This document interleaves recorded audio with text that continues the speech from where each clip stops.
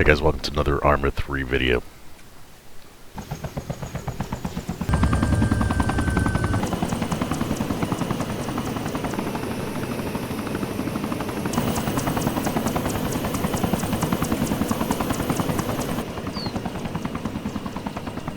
Alright, so a couple things. Number one, you can see I'm by myself here.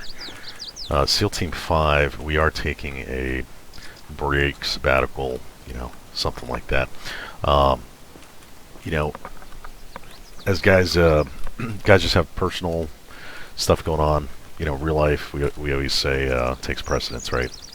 But if as you get older, you get more responsibilities, more things can go wrong. People that are close to you, their health might be affected, your own health might be affected, and so for the SEAL Team 5 guys, they know what I'm talking about. So I really look at ARMA 3 as just it's been an incredible experience. Just to kind of give you some history on the group, we did start in 2012, and that was with ARMA 2. I won't give you the long history of like how the group really started. It's not really necessary as far as coming from combat flight simulation, Milsim groups. And so I was in a group like that. I wanted to get into some more special operations type of stuff, and so we started the group in 2012. Essentially, it was known as the Wolf Pack back then. And we took on the name SOCOM because we would emulate different units, like not just the Navy SEALs. We might be, Army Special Forces. We might be Marine Raiders. We might be CIA Special Activities. We could really kind of do everything. And then recently, I don't know, maybe a couple years ago, we took on the name SEAL Team 5.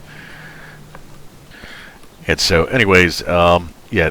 So you're not going to see at least the group's videos on the channel anymore. And I really, recorded those more for debriefings. It helps with recruitment, just so people kind of know our culture and what we're about. But the reason I really recorded was so that I could review the videos myself, the team could, and we could kind of do some lessons learned as far as what went right, what didn't go right. And I pretty much, I think I went back and watched every single one of my videos again for debrief purposes. It really wasn't to build a YouTube channel or anything like that. I guess I'll talk a little bit about the combat flight history. Most of my subscribers come from the BMS Falcon group, and I put out a bunch of training tutorials for that flight sim, and that's where I got several thousand subscribers. It was really because of those videos. And so I guess right now, kind of looking forward, I kind of want to see where the channel is going to go. SEAL Team 5 is not going away. It is just on break. I'm hoping all the guys will come back, and what we're waiting for is ARMA 4 to be released in 2027. So hopefully in a year and a half from now. Of course, I have to relearn all the editor and the mod pack and wait for all the content and all that stuff. But I'm hoping we can get back together with ARMA 4. I don't think ARMA Reforger is necessarily worth investing in right now, because it's very much a kind of like a tech demo. And that's good shooting at me. So one of the things is after years and years and years of testing, the other I think group with the subscribers are the ARMA 3 AI. People that would just kind of stop by and look at ARMA 3 AI demonstrations. So after years of testing, and I don't, geez, that disc is opening up. After years of testing, I guess this is good to talk about the AI as this guy's opening up. Years of just kind of testing. I don't create the AI. I just kind of piece things together and do a tremendous amount of testing. So I am up to a little bit over 6,000 hours, close to maybe 6,200 hours, and I average it out over, I don't even know, 12 years or whatever it was, and I think on average I've spent, it's not as bad as it sounds, maybe an hour and a half a day on ARMA 3, but I really do love it. And so the other purpose of this video, one was to make the announcement on SEAL Team 5, but the other part was to kind of talk about a little bit of my history with military simulations in general. But let me kind of talk about this AI real quick. You can see going back to, well, let me kind of segue. Going back to Ghost Recon 2001, that was, in my mind, and still is, the pinnacle of what a tactical shooter or tactical Milsim should be. And it's, again, 2001 version. I was in high school at the time. I think literally a buddy of mine got the demo on actually in 2000, I want to say we might have gotten the demo for the first mission, and I could not stop playing. So this mission right here is based on the classic first mission of Ghost Recon 2001. You can see that is the bunker. So I've recreated that in ARMA 3. I know I'm not wearing the I'm dressed like a Delta Force guy in Woodland, but that really to me is the peak, the height, and every tactical milsim after should want to be that. And so one of the things is the AI in Ghost Recon would throw down suppressive fire, and that was awesome. So that's something we've finally been able to replicate in this. I'm at a point where I think the AI is almost as good as humanly possible for the limitations of it. There's a patrol coming on the right as well, and his buddy's opening up on us. And so so Ghost Recon 2001, the suppressive fire was amazing, and they also would take cover. Somebody told me that was scripted, but again, I don't really care if it's scripted. It was realistic. And now as we get into the age of artificial intelligence, like true AI, advanced AI, I think it's just going to be incredible. And so my definition of AI is kind of, non-human players, obviously, who dynamically react to your actions and your movements. One of the things about Ghost Recon in this opening mission, it just gave you so much freedom of choice.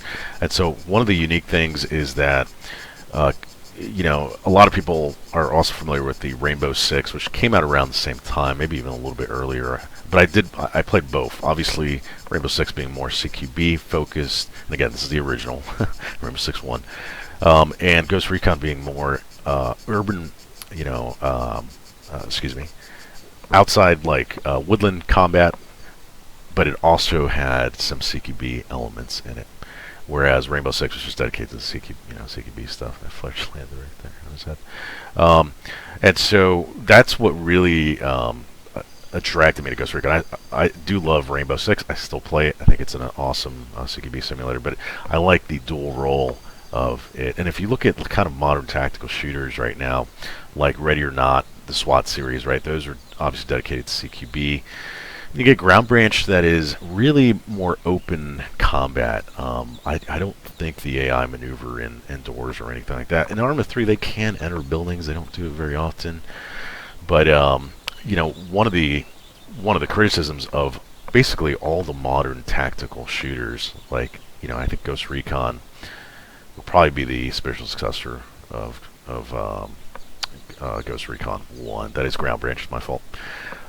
Is that the AI, they really act independently, right? They're like single sentries that are just on their own.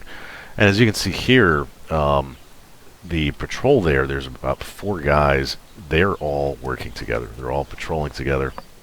I've said this before in one of my analysis videos, but they do operate as a group, and that's just not something you see in, I don't think, any of the modern tactical shooters. I was watching a video of The Operator, which is another kind of shooter that just came out. Well, not just came out, but it's been out. And it's, again, single sentries, more CQB focus. And so, as I kind of grew up in the Milsim community, ARMA really was the sandbox, right? I mean, you could create any scenario. The content creators and them allowing mods, you could literally go anywhere from World War II, you know, there's probably World War One mod out there somewhere, but all the way, World War II, Korea through Vietnam, and then all the way to the 90s, which is our favorite era, of course, the best era, with the camo, and then right into the global war on terror and into modern tier 1 operations. It's just amazing. You really can't do that with any other. Let me see if I can draw some more fire here. With any other military simulation out there. The only thing that I have, so you can see they're suppressing, the thing that I really haven't been able to get the AI to do is take effective cover. If I engage this group out here, they will move, but they don't prioritize like these large rocks or trees or anything.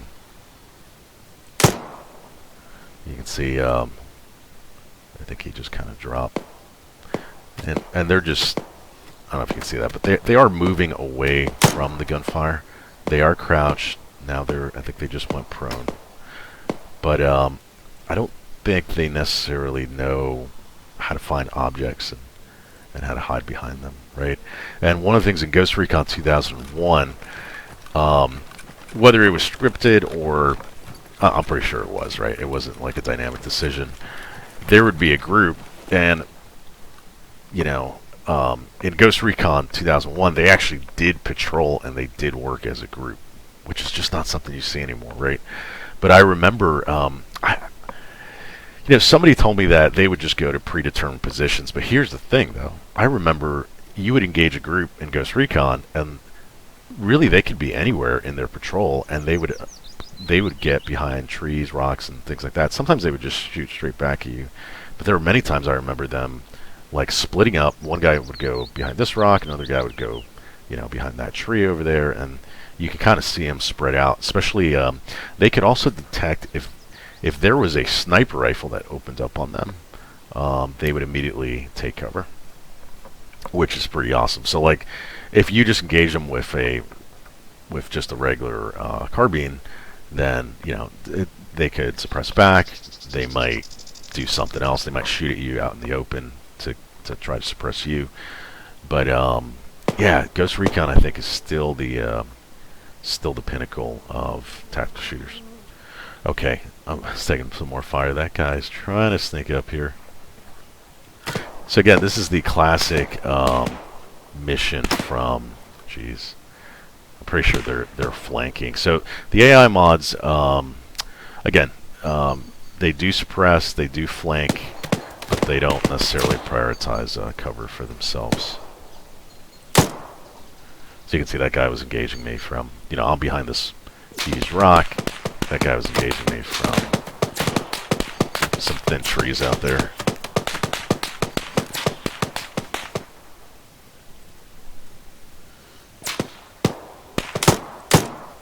So you can see he just stopped short of that tree, just kind of engaged me from there. But they are flanking. This guy with the RPG.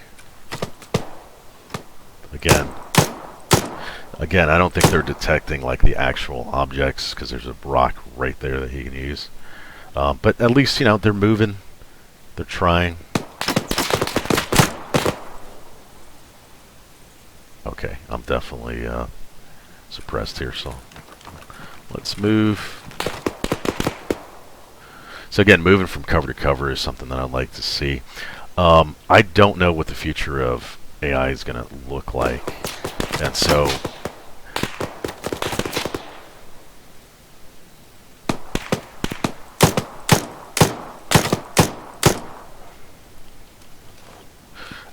as AI progresses into the tactical Milsim space, I think it's just going to be game changing. It's a PKM.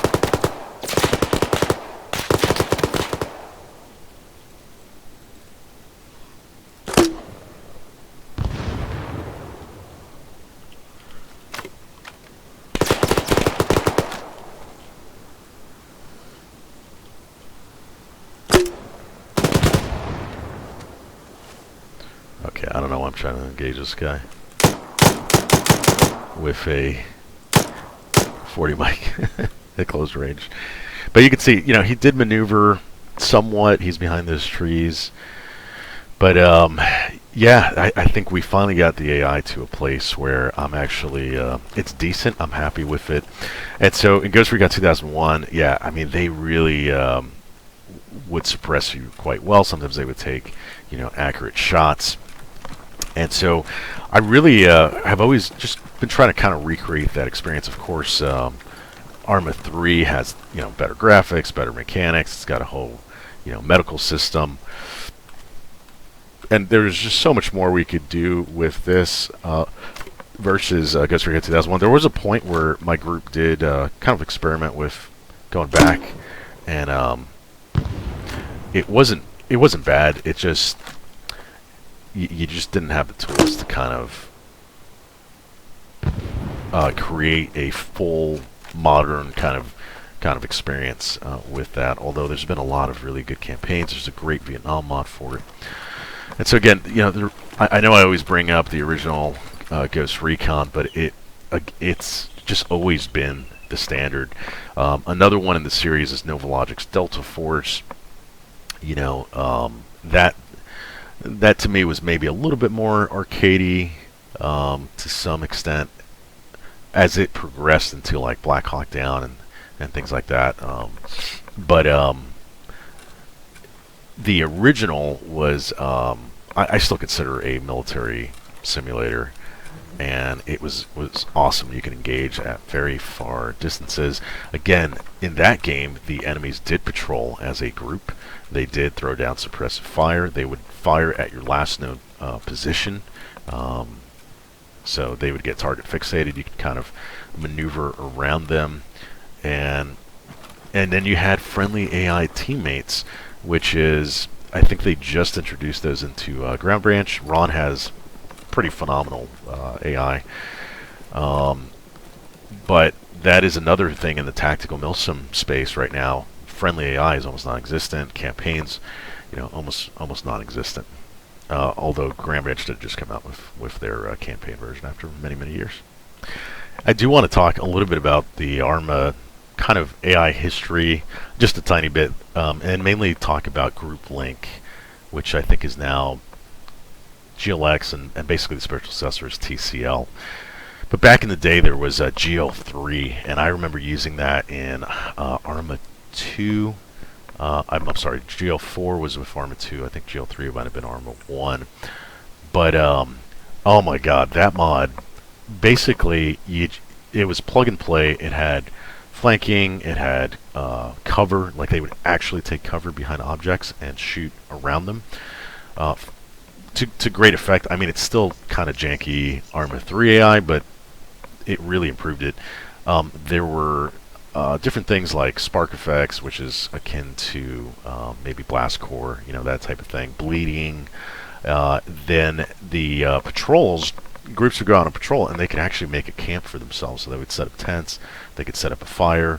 They had a garrison ability where if they would get close to a building, I think you had to kind of do trigger points or put modules down for this, but they would actually garrison buildings. And so it was amazing. We were never able to get back to that in ARMA 4, unfortunately, but I remember, they would, if they were idle for a long time, they would just maybe drop and do some push-ups, or they would take a seat, right? Like they just had these more lifelike characteristics rather than just kind of standing around with their rifle.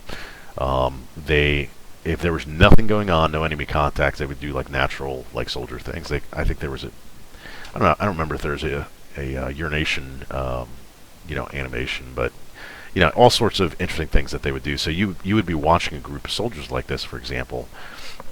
You'd be watching them patrol or something, and all of a sudden they would set up a camp and just start doing their things. Quite remarkable. So this is a tent camp area, if you remember from the original mission that I created. It's just it's nostalgia, the fact that this was the Cure F, and you could either attack it first, Or you could go and grab the HVT. If you're not familiar with the mission, it was man, it was just such a cool intro. I think it's just the kind of the perfect mission of what milsimming is all about, and what Ghost Recon was all about, because you had the outside woodland combat. Obviously, there were patrols out there. You had the unique bunker experience, and then you'd go into the cave systems, and that was a more of a CQB aspect. So again, you're enjoying both, and the HVT grab is pretty interesting. And I know in my other analysis videos about tactical shooters, I talk about the player choice and how you have to give the player freedom. In a lot of the Call of Duty type linear games, you really have little to no choice. You know, you're basically going down a linear path, and you essentially are riding a roller coaster, riding the rails through the ride of like the cinematic experience that the creators want you to have, similar to watching a movie, except it's an interactive movie. And what's unique about the tactical shooter space is they should, like Ghost Recon, give you complete choice, right? Like anything that can happen in real life should be able to happen in the Milsim experience, to I don't know, to some extent, right? And so with the HVT, that was actually a optional mission objective. In other words, it was a true kill or capture mission. When you went into the caves, if you killed the HVT, because he is holding a gun, right, and he poses a threat, that's fine. If you kill his guards, he would actually throw up his hands, and he would surrender. And there were no consequences for doing it one way or the other, right? It was a kill or capture mission. And so much like a real operation, they give you the flexibility to make those determinations, right? This guy's a threat to you or your team. You're gonna take appropriate action. If you can capture him alive, obviously for intel value, you want to be able to do that. And so, just the player choices. It's an open world. I know it's a small open world in the original Ghost Recon, but you could tackle these objectives any way you wanted. So if you go to the caves first, that tent QRF is going to run up on you, right? If you kill the QRF first, then you won't have to worry about them, rolling up on you later. So player choice, it's awesome. So here's the cave system that I set up. I think it was actually like a composition in Steam Workshop that I placed, and I kind of move some things around and really try to customize it to make it look like the cave system in the original Ghost Recon. I believe I only have one entrance in this one, although the one in Ghost Recon had multiples. So let me actually use the 40 mic. Oh, just totally deserved it. Well, as soon as I fired, he saw me. Alright. I'm gonna run over to the right here. Oh, jeez. So one of the things in our group, we never allowed self-healing, mainly because dudes would just be healing themselves in the middle of, firefights. And it's always crazy when you're watching, like, literally bullets flying out in the open, and some dude's like tourniqueting himself, or bandaging himself, and it's like. But the reason we did that was to rely on each other in order to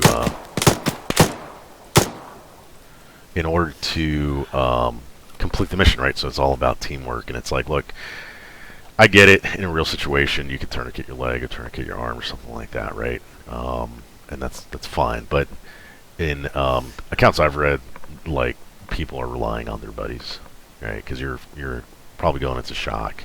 You can't. I'm not saying it's not possible, but Um, it was one, realistically, like, your buddies are going to be there to take care of you, and you need to keep your gun in the fight, right? So if you're injured, you keep fighting, let your buddies pull you aside, fire superiority, get you to a place of cover, and then they'll treat you, right? If anything, like, you be on your gun, right? It's probably the best thing that you could do. But the other reason is to just encourage teamwork and helping each other out, and also forces you to communicate when you're injured, when you're shot, etc. It makes you depend on the medic, right? And anybody can do medical, right? But the medic knows that he's got certain tools, right? He's got maybe the surgical kit. He's got things that only he can do, and which is also the reason we limit ourselves. So, like, for example, like the grenader. Sometimes I'll carry a backup 40 millimeter launcher, but typically our dedicated grenader, was invaluable because he was the only one, many times, who had 40 mic. So he was the only one that could provide that indirect fire on the enemy, and we absolutely relied on him. There's a reason we all weren't running M203s, right? Same thing with our sniper. We really didn't allow magnified optics unless you were a dedicated marksman or sniper. And again, our marksman, we would rely on him to take shots at long range at the enemy. Like, nobody else had that capability. So his job was unique and special, and it created an environment where the team actually needed him. Yeah, same thing with, if we're doing like tier 1 operations, thermal vision was usually restricted to the marksman, right? He might have a thermal scope, so he could see things that we cannot. Sometimes I would rock it as a team leader, but not like the whole team wasn't running thermal, as an example, right? Because you want to be able to rely on each other for mission success. Let's see if I can frag this guy.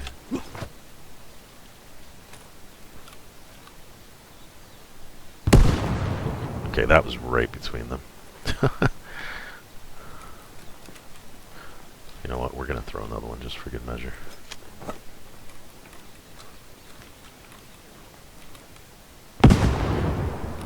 Okay.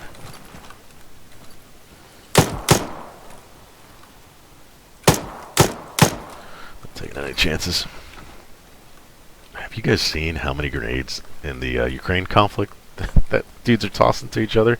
It's like, I was watching one comp, and literally, I think they tossed like 10 grenades into some tiny little hiding area where, a dude was hiding, and like, man, they do not. And then just like dudes surviving. I mean, I think they might even be mortally wounded, but just being able to survive multiple grenades and continue to fight is pretty incredible.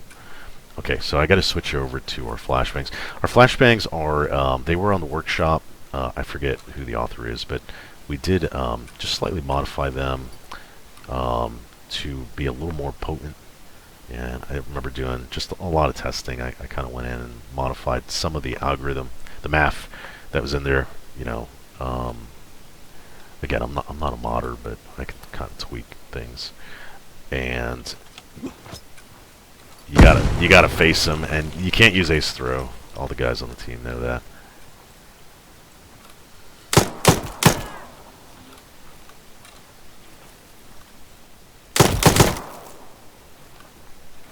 Oop, dude's right here.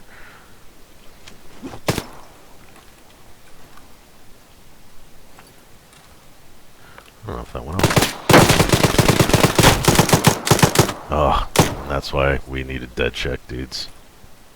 So there's the famous little map. I mean, our ARMA 3 version of it. HVT's on the left there. And he does have a gun.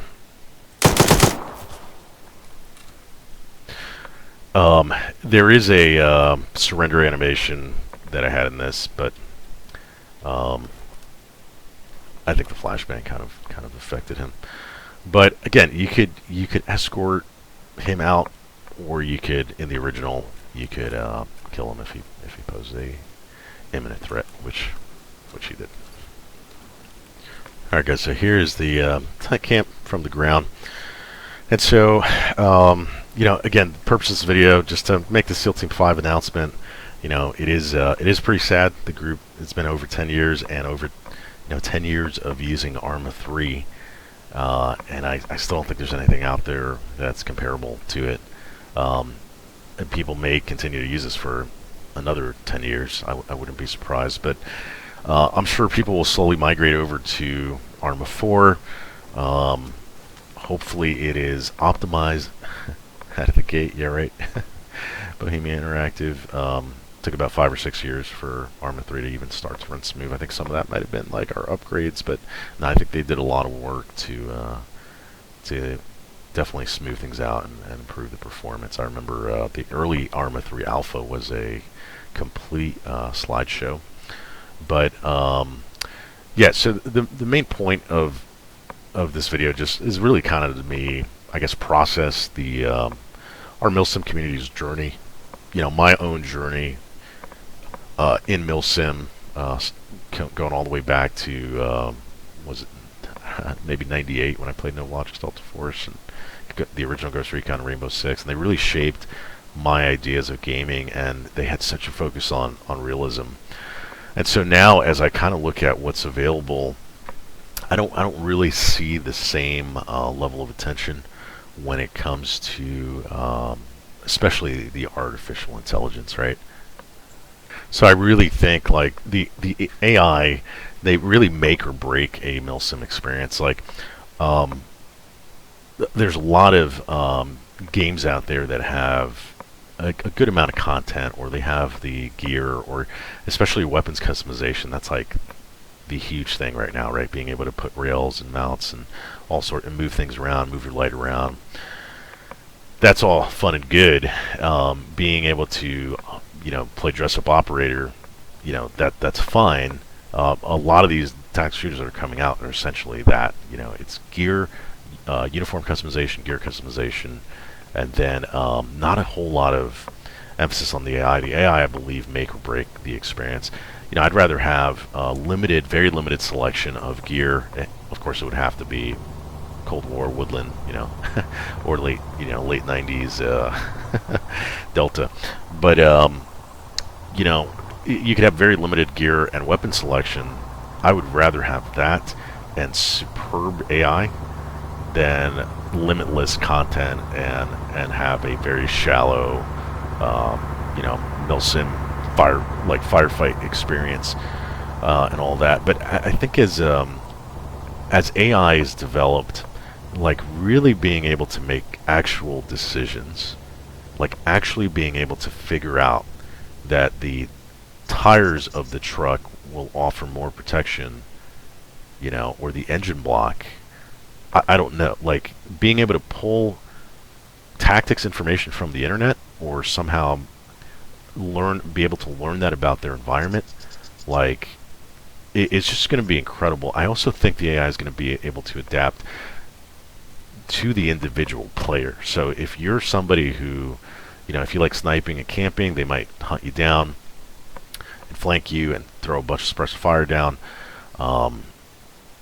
Those hiding in corners of rooms, behind doors. If you don't check your corners, things like that. Maybe ambushing you by a window. Being able to actually reposition themselves in CQB environments to react to the player, killing the hostage. Right. None of our scenarios have that. I suppose I could set that up on a trigger or something if we're detected, or sound, or whatever. I've never done that. I'm sure somebody in ARMA probably has. But actually the AI being able to execute a hostage if you don't get in there with speed, surprise, violence of action quickly, right? And we're just kind of meandering and taking our time, which we often do because we know there's no chance that the AI is going to kill the hostage. But as we enter this new era with artificial intelligence, I just really think it's going to be a complete game changer in the ARMA 3, or in the ARMA community, and the Milsim space and all that. So if you've stayed till the end of the video, thanks for watching. Again, this is just kind of a relaxed, open discussion about my journey with Milsim, where we are today, and where we are going in the future.